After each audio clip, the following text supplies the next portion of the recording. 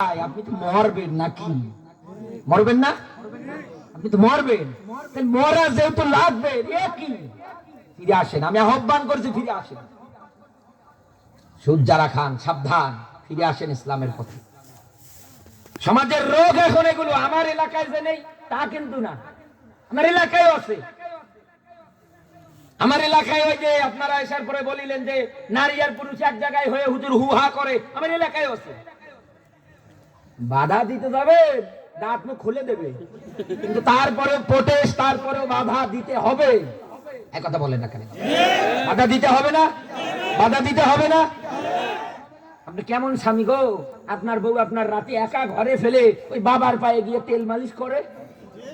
বলেন, পাঠাচ্ছেন আপনি? হ্যাঁ, বাবা বাবার ধারণা নিয়ে যান। এবার তার আগে যারা সুদ খান আমি তাদেরকে বলছি খবরদার, এটা যাবেন না।